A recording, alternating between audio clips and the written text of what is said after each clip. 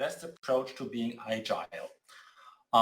Design thinking and agile have become an integral part of software development in the last years, and now I have the pleasure to introduce Mrs. Karla Schlaepfer. Karla is born and raised in California and is the author of a book on design thinking. It's a German one, and an agile coach. In her now coming interactive lecture, we get to know how we can focus on the user by putting ourselves in the shoes of the users. Why not set up now a small motivated team that can work outside the normal company structure for a 1 hour sprint? We have now 1 hour time. Tackle a managing problem, get to know how to use design thinking tools, and kick off an agile project.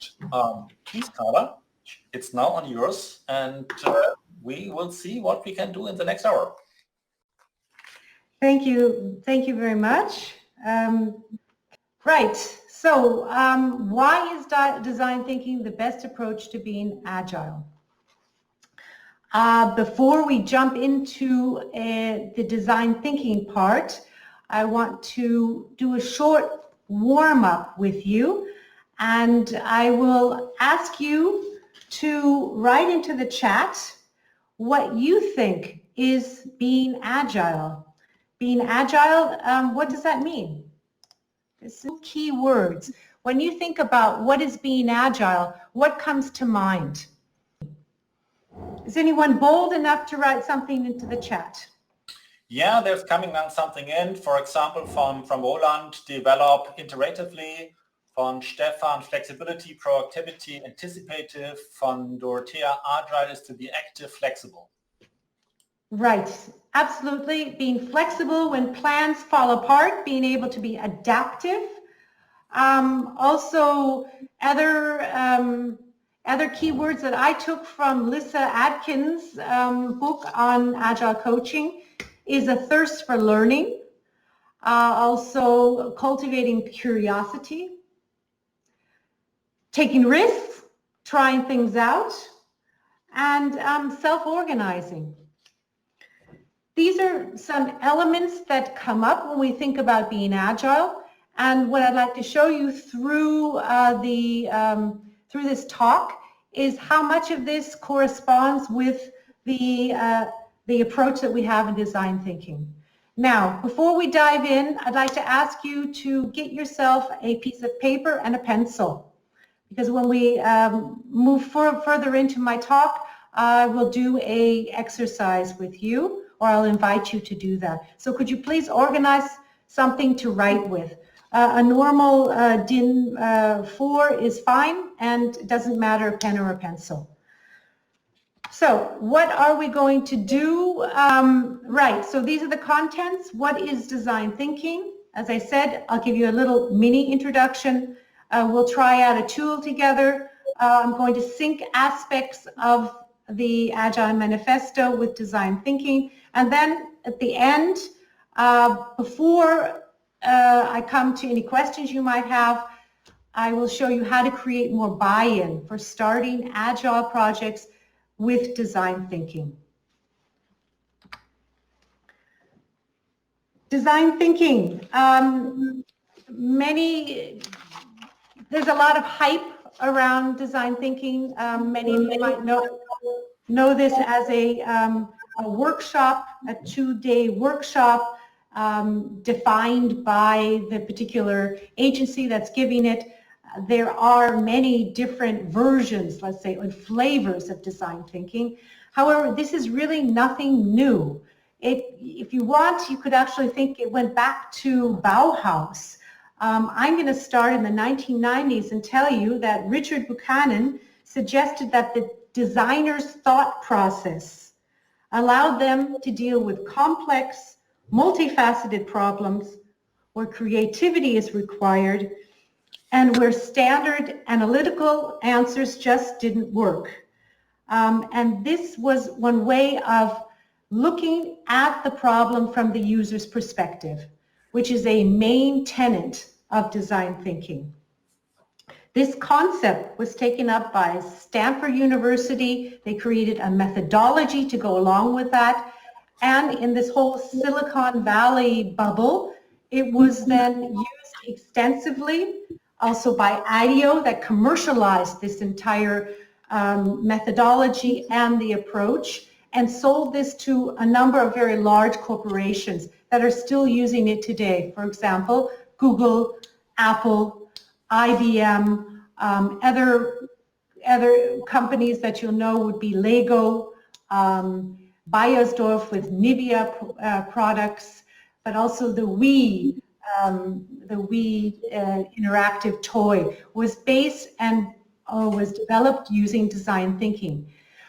They don't call it design thinking anymore, they call it innovation, right? This is a name, and behind the name there is this methodology which can be used in many different sectors. What we're going to look at today is why design thinking, which seeks to understand the problems based on this explanation of the user, what one or two tools are for actually starting this type of what we call design doing. Design thinking is not a methodology that documents a lot. We visualize a lot, we're very proactive, and we want to go through this 6-step process in such a way that we are delivering results. However, it is an iterative process. So we don't work from 1 to 6 and then we're finished. We work from 1 and then we find out in the team, are we still on track? So there's a lot of communication, there's a lot of trying things out and adjustments, because we want to get ever closer to a particular need of a user group that we've defined in the beginning of our process, called the problem phase, before we go into the solution phase. Now, I'm not going to show you the double diamond today. Some of you will know this, because today it's about leveraging our time together for you to try some things out. What I want to point out, and what's really important, is that we will move very quickly from thinking about what the challenge is to actually going out and using customer research, one-to-one conversations with stakeholders in order to find out what their real problems are. The real problems, that is, what are the drivers behind their decision to buy something, for example? What are the motivations? What are the needs? We want to discover this based on an empathetic type of interview situation where we ask open-ended questions. We ask the consumer, the user, to tell us about a time when, because it's always then in context of using the particular product or the service. So we might ask why is that so? But we do a lot more listening than we do interviewing. So that's why it's not really an interview, it's more of a customer discussion or conversation. And when we do this, and now this is something that I think is important to mention about design thinking, it really is not about asking the user, so what's your problem? This is a bias that is often brought together with design thinking, and it's based on a misunderstanding. I am using or showing you this quote now by Henry Ford. If I had asked people what they wanted, they would have said faster horses. And wanted to ask you why you, in what way you see this quote by Henry Ford. Do you see this as something that is valid? Would people say faster horses? What do you think about this quote? This is and we would not have the iPhone as well, because nobody could imagine it. Very good, right. And that is why we do not ask people what they want, because they can't imagine what they don't know, for one thing. Another thing, is extremely inefficient. If we were to ask people also what they wanted, we would get a wish list, and we would start to develop useless feature items based on one particular set of users. This is not what we do in design thinking. What we do is much more validate than needs for a defined set of users. This was to show you one of those many biases that are swirling around in some people's mind when they hear the word design thinking. What we do is we use a tool which is here. I guess we're going to go here already. We use, for example, a persona. Now, there are many different forms of persona, and what I'm going to look at now is to show you that a persona is a tool that encourages decisions based on a composite of real people's needs, values, the behaviors. So it's a fictional person or a character based on what we have collected in user research, in qualitative research, but we can also combine that with quantitative research. So what does that mean? The quantitative research is the demographics. So we will then define as a cross-functional team, because design thinking always works with different people from different departments in order to bring in that richness, because we all have different perspectives and ideas. We bring in the demographics in terms of where people live, how much money they earn, and we might identify then more, as you can see here, behavioral identifiers.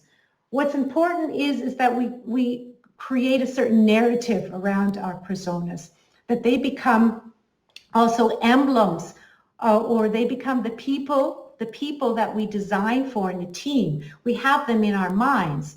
For example, a Scrum team can talk about, what would Maggie think about this addition, or if we take this out? Is this important to her?